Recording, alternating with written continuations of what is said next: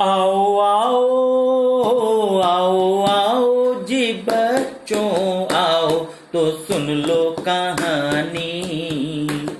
पंचतंत्र से चुनी है दिल की ये वाणी, पंचतंत्र से चुनी है दिल की ये वाणी।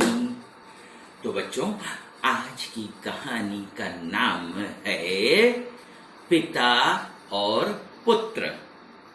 बच्चों, किसी शहर की अपार्टमेंट में एक पिता और पुत्र बालकनी में बैठे हुए थे। पिता चेयर पर बैठे हुए थे और उनका बेटा उनकी गोद में। बच्चा बहुत छोटा सा था। तभी सामने की बालकनी में एक कौवा उड़ता हुआ आके बैठा। बच्चे ने अपनी तोतली भाषा में पूछा, पापा पापा वो क्या है? पिताजी ने कहा, बेटा वो कौवा है। थोड़ी देर बाद फिर बच्चे ने फिर पूछा, पापा पापा वो क्या है?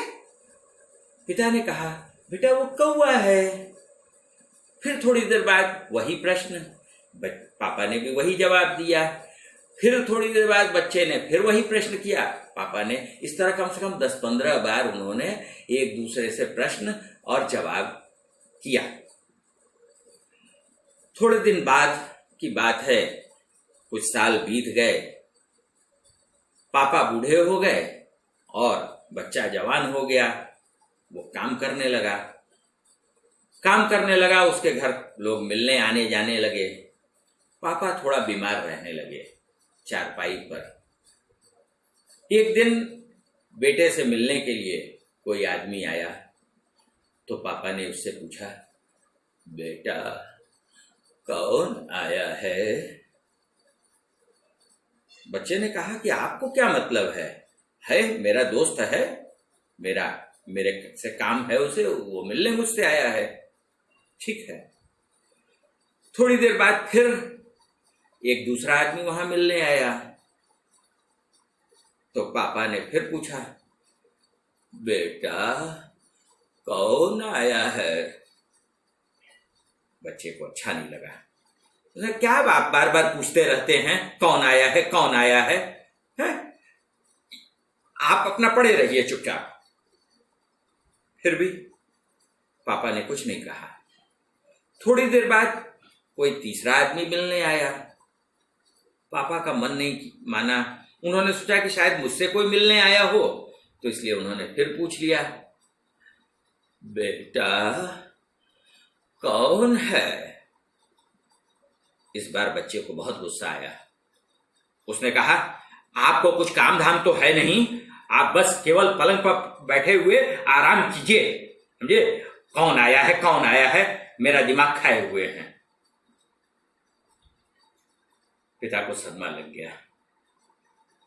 सर पर हाथ रख के उसने कहा, अपने मन में बुदबुदाते हुए, बेटा तुमने मुझसे 20 बार पूछा था और मैंने तुम्हें 20 बार बताया था कि वो देखो कौवा है।